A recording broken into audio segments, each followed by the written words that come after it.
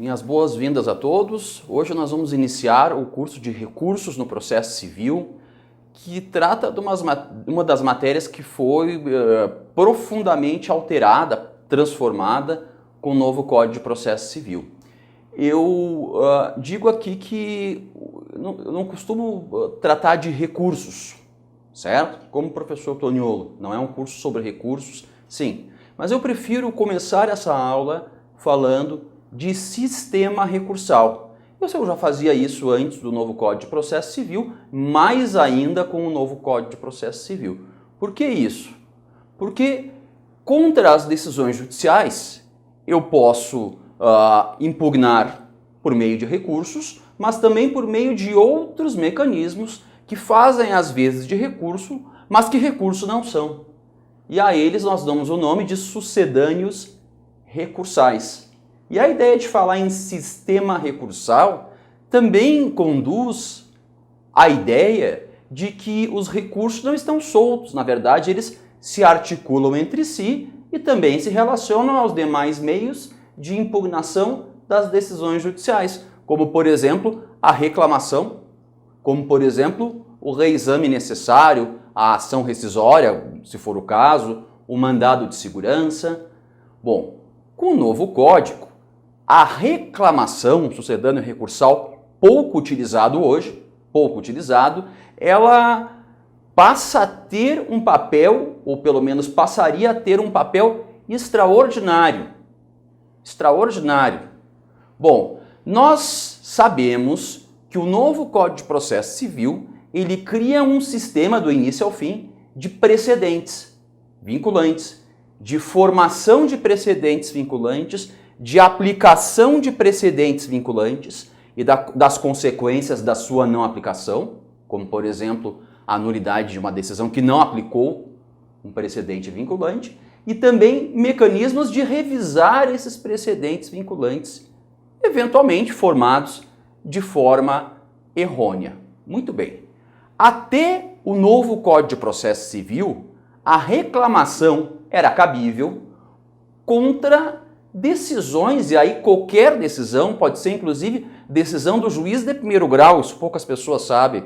Então eu estou lá em Cascavel ou lá em Uruguaiana, no Rio Grande do Sul, eu posso reclamar direto no STF contra a decisão que a juíza ou que o juiz proferiu lá no seu processo, digamos numa sentença, por exemplo.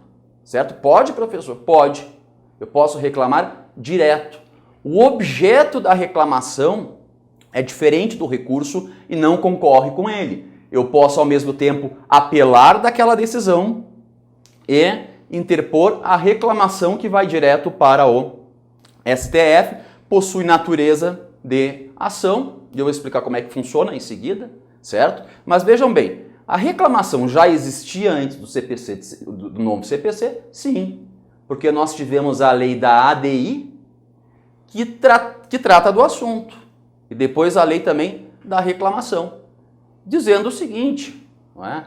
Que as decisões proferidas pelo Supremo em controle concentrado da constitucionalidade, então aí vai na DPF, na ação declaratória de constitucionalidade, ou seja, nas ações abstratas, que a desobediência a esses precedentes ensejaria reclamação direto no STF. E isso independe da instância recursal onde se encontrava, certo? Poderia até estar lá no primeiro grau o processo, eu poderia reclamar de lá direto para o Tribunal de Justiça.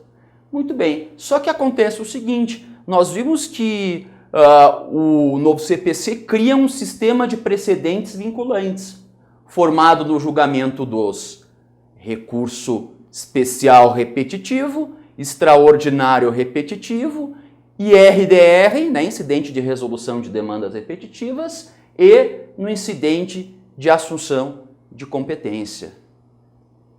O que o STF entendia até agora, ou entende até agora, embora entre eles não seja pacífico, mas como o tribunal pacificou a questão, é que mesmo no caso em que um recurso extraordinário tenha repercussão geral, e aí um recurso extraordinário com repercussão geral, você tem que imaginar que é o seguinte, é ampla participação da sociedade. na figura dos amici curiae.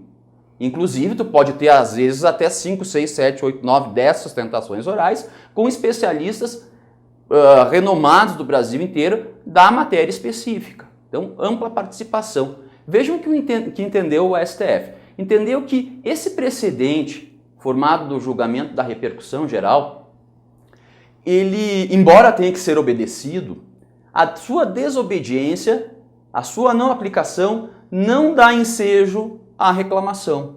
E sim, eu vou ter que reformar essa decisão, impugná-la pelos meios ordinários e extraordinários, não é? Mas recursais, eu vou ter que usar o recurso. Eu não posso queimar etapas e pular direto para a reclamação e colocar no colo dos ministros. Eles entenderam que somente para os casos de controle concentrado, quer dizer, desobediência a controle concentrado, controle difuso, reclamação para eles, não, certo? Claro que isso lá não foi unânime. Muitos ministros, ou alguns ministros, né, não tantos, alguns, entendiam que o Supremo tem o dever de garantir a força normativa da Constituição e de seus precedentes, formados no julgamento, mesmo formado no julgamento, do recurso extraordinário com repercussão geral. Vejam, repercussão geral.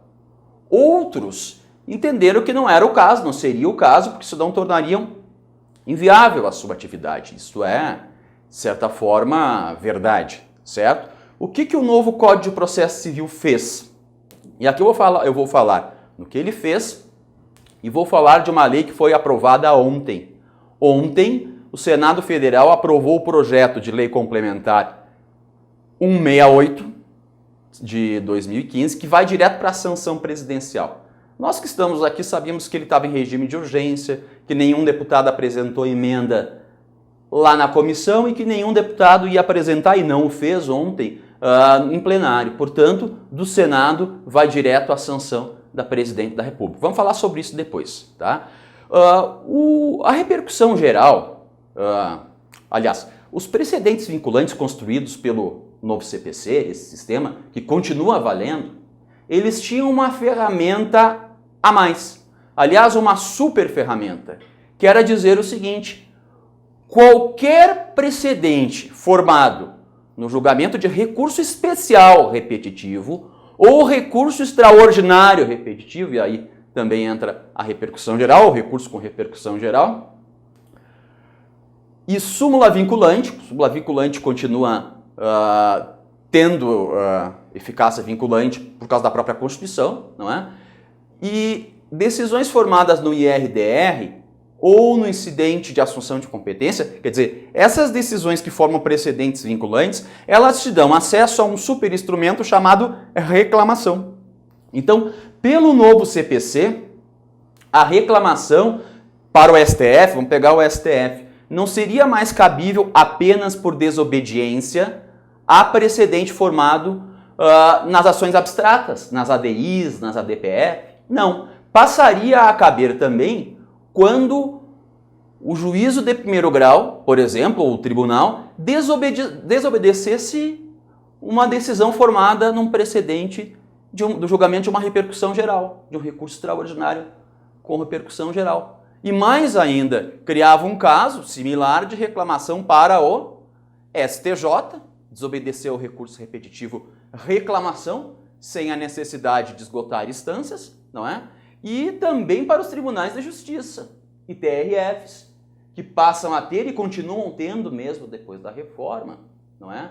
A possibilidade de julgar o incidente de resolução de demandas repetitivas ou a assunção de competência, e que este precedente, uma vez formado, vai ou pode ensejar a reclamação contra a decisão lá do juiz do interior. Continua assim, professor Toniolo? Continua, certo? Continua assim. Então, a ideia era essa, era desobedecer o precedente vinculante. Precedente vinculante é importante, até porque o Código cria uma série de mecanismos que reforçam a participação na formação desses precedentes. Desobedeceu, ora, eu não preciso esperar o esgotamento das instâncias recursais, eu vou, claro, recorrer, mas diretamente do tribunal que foi desobedecido, eu ajuizava a reclamação. Era óbvio que isso traria uma consequência desastrosa para o STF e para o STJ. Principalmente para o STJ, porque o STJ não tem como o STF aquele filtro da repercussão geral.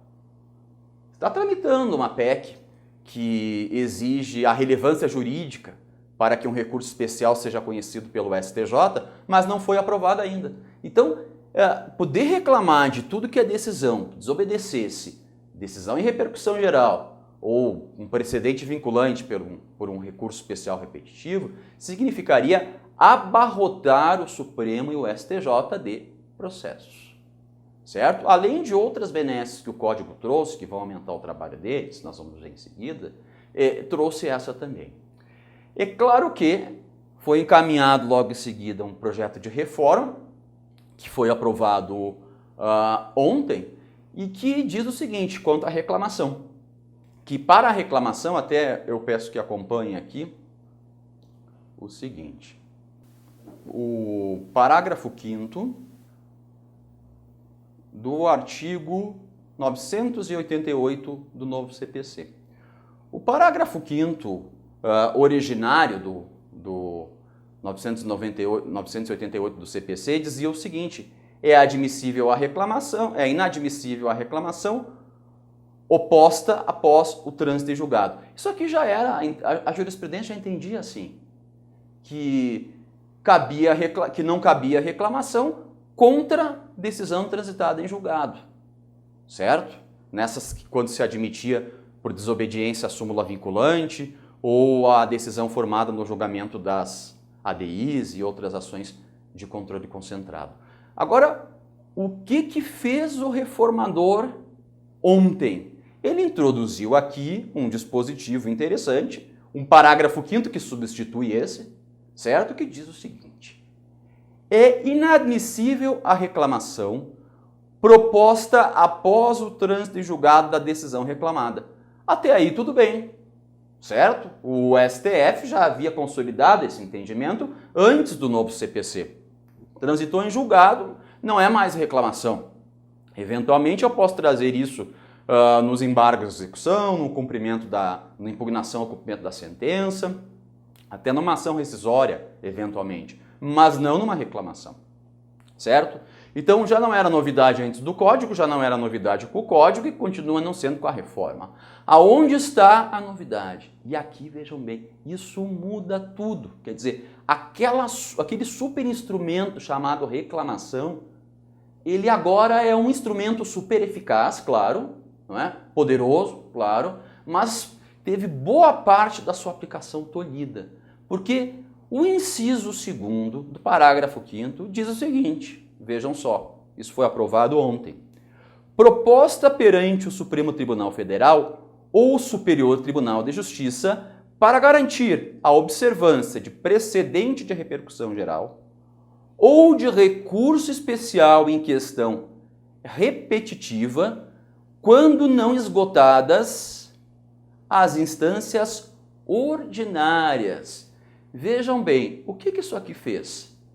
Se tinha a ideia, e nós quando começamos a gravar o curso já tínhamos detectado que seria aprovado esse projeto, enfim, e que daria problemas isso aqui, mas se tinha uma ideia de que esse instrumento de reclamação com o novo código era tão poderoso, mas tão poderoso, que eu poderia reclamar de desobediência de decisão com repercussão geral, de recurso repetitivo do STJ, certo? Mas poderia reclamar já lá no primeiro grau. Ou seja, eu teria uma revolução no processo civil brasileiro. O que esse dispositivo faz é atender uma necessidade do STF, dos tribunais superiores, tolhendo essa eficácia, certo? Dizendo o seguinte, tá bem, continua cabendo, quer dizer, continua. O novo CPC diz que vai passar a caber reclamação por desobediência à repercussão geral, precedente com repercussão geral, ou recurso especial repetitivo. Tudo bem, dizem, não é? Mas, para não inviabilizar o tribunal, vamos fazer o seguinte, vai continuar podendo caber, só que nós vamos limitar. primeiro tu tem que esgotar a jurisdição ordinária. Ou seja, não pode mais fazer per saltum, levar a questão per saltum ao STF. Aquela ideia de que eu podia reclamar da sentença do juiz de primeiro grau, ela caiu por terra. É bem claro o dispositivo ao dizer que quando esgotadas as instâncias ordinárias, aí vai caber essa reclamação pela desobediência ao precedente da repercussão geral ou ao recurso especial repetitivo. Vejam que interessante. Então, eu terei que esgotar as instâncias ordinárias. Isso significa que, tendo esgotado as instâncias ordinárias, eu estarei num momento em que eu poderei interpor recurso especial e recurso extraordinário, se for o caso. E também a repercussão geral, se preencher esse requisito da decisão ter desobedecido o precedente da repercussão geral ou o precedente do RESP repetitivo. É isso. Interessante, não é? Então, eles limitaram a reclamação, mas não eliminaram a possibilidade de reclamar desse descumprimento. Certo? O que eu quero deixar aqui claro, nós temos um outro curso que foi gravado uma aula de reclamação, tá? Mas só porque estamos falando de um sistema recursal, é que eu tenho que cuidar porque eu vou ter algumas diferenças. Por exemplo, a desobediência ao precedente da ADI e ao precedente e a súmula vinculante, eu continuo podendo reclamar lá da sentença do juiz de primeiro grau. Certo? Eu passo a poder reclamar também da decisão, da desobediência ao precedente formado no julgamento da repercussão geral ou no recurso especial de questão repetitiva. Certo? Eu passo a poder, eu não podia antes, passo a poder reclamar nesses casos. Só que nesses casos eu só posso reclamar depois de esgotadas as instâncias ordinárias de jurisdição. Isso é interessante. Então, ele tolhe a eficácia, a reforma tolhe a eficácia da reclamação, mas não a elimina. Não há uma eliminação. Então, eu posso concluir aqui que mesmo limitada, a reclamação ela passa a ser o elemento importantíssimo daquilo que nós concebemos como sistema recursal, certo? Ela faz as vezes de um recurso, mas não é recurso. Pode ser interposta e vai ser, né? Vocês são bons advogados, vão fazer simultaneamente. Eu posso reclamar e posso recorrer, porque o objeto é diferente. Mais do que isso, como é que funciona a reclamação? A reclamação não tem o caráter do recurso especial extraordinário, que não só decidem a questão federal ou constitucional, mas julgam a causa, respeitadas as preclusões, e aplicam o direito à espécie. Vocês já ouviram falar que no Brasil o STJ e o STF não são cortes de cassação. A admissibilidade é restrita, é verdade, eu não posso reexaminar provas, é verdade. Agora, uma vez conhecido o recurso, eu tenho que dar uma solução para o caso concreto. Isso na reclamação não ocorre. A reclamação ela tem um caráter cassacional. O STJ ou o STF diz está errada essa decisão, o STF hoje, né? Está errada porque contraria o meu precedente ou a minha súmula vinculante. Profere outra, certo? Só que isso causou alguns problemas, porque mandar proferir outra, aí proferiam outra, mas que não era bem exatamente aquilo que o STF tinha em mente. Então também a nova contrariava a ratio decidendi do que o STF havia decidido, certo? Bom, o que eles fizeram? Eles evoluíram para o entendimento hoje, que é o seguinte, eles cassam a decisão, mas não decidem no lugar dos órgãos inferiores, não é? Mas dizem como tem que ser decidido, ou seja, dão as diretrizes, dão as tintas para que não venha depois quadrado de novo, certo? Então a reclamação ela tem essa característica. Vejam bem, então isso tudo forma um sistema articulado que a gente chama de sistema recursal em sentido amplo, junto com o reexame necessário, enfim, e com outras medidas. Eu acho que toda a reclamação ela ganha uma vida nova. Mesmo tolhida, ela passa a ter um papel muito mais importante. No esquema de aula, essas aulas são complementadas por um material e no final você sabe que vão fazer uma prova para obter o certificado. Então essa prova é baseada no material feito para complementar cada aula, certo? Para que vocês saiam sabendo, de preferência, tudo sobre recursos no novo CPC. Ali nós vamos fazer uma esquematização melhor para vocês não perderem nenhum detalhe disso. Eu vou direto para a ordem dos processos dos tribunais, aqui, que é o seguinte. Professor Toniolo, então nós estamos começando os recursos pela ordem dos processos. Não, a ordem dos processos dos tribunais, ou os processos dos tribunais e meios de impugnação das decisões judiciais, está no livro 3º do CPC. Olha o título, Processos nos Tribunais e Meios de Impugnação das Decisões Judiciais. Nem falou em recurso, porque existem outros meios. É a ideia de um sistema de impugnação, certo?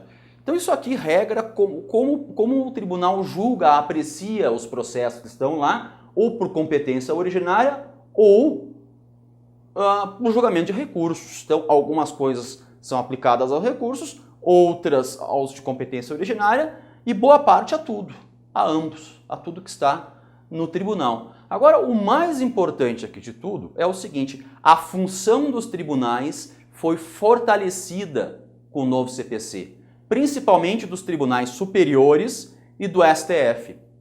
Não se tolera mais a insegurança jurídica. Precisa haver uniformização da jurisprudência, certo? Precisa haver solução uniforme para casos idênticos. Porque hoje, nós vamos ver depois, o sistema recursal ele tem requisitos de admissibilidade tão complexos que, se o meu recurso não é conhecido, se o meu recurso especial ou extraordinário não é conhecido, mesmo com a jurisprudência nos tribunais superiores estando a meu favor, eu posso terminar com uma decisão desfavorável lá do meu Tribunal de Justiça, porque o recurso não foi conhecido, certo? Nós vamos ver que os requisitos de admissibilidade, que já são grandes para esses recursos, eles sofrem uma interpretação que a gente chama de jurisprudência defensiva, que tornam quase impossível um recurso hoje ser conhecido. A maioria não é conhecido. Isso muda por várias razões, e uma delas é que é preciso dar segurança jurídica. Segurança jurídica não só por pacificar o que o STF ou o STJ acham de certa coisa, mas também de saber que nos casos concretos eu vou conseguir aplicar aqueles precedentes. Isso é importante para todos. Primeiro, para o investidor que quer montar um negócio, o Brasil precisa disso, tanto o brasileiro como o internacional, ele quer saber como é que funcionam as regras, a lei no Brasil. Bom, isso ele só vai saber se souber como o tribunal interpreta. Se ele souber que cada tribunal interpreta de um jeito e que a jurisprudência muda e que ela não é uniformizada, ele vai saber que está num lugar caótico, sem segurança jurídica. Isso toca a todos nós. Vejam bem, até o regime de bens hoje da união estável está ainda em discussão da jurisprudência. No direito tributário, hoje eu atuo aqui na representação da Procuradoria junto aos tribunais superiores e ao Supremo. Hoje, se perguntasse quais as teses de tributário, são várias que nós temos aqui, que tem mais chance ou que serão providas ou desprovidas nos próximos anos, é difícil saber, certo? Existe uma insegurança jurídica muito grande. Agora, um dos primeiros artigos da ordem dos processos nos tribunais é o artigo 926, acompanhe, que diz o seguinte: os tribunais devem uniformizar a sua jurisprudência e mantê-las íntegra, estável e coerente. Vejam bem, dá um dever aos tribunais de manter a jurisprudência íntegra, uniforme e coerente. Certo? Então, a ideia de que eu vou olhar para os tribunais e vou saber o que eles pensam a respeito disso. Nós já tratamos isso. Aliás, tratamos no outro curso, né? Mais completo, mas sabemos então que isso diz respeito às funções que esses tribunais passam a ter, e o Código todo trabalha para formar precedentes vinculantes nesses tribunais, certo? Para aplicar precedentes vinculantes e para controlar a má aplicação ou a não aplicação desses precedentes. Então, se eu crio um sistema todo como esse, é óbvio que os órgãos de cúpula não podem ter precedentes dissonantes, e o Código está repleto de soluções para isso.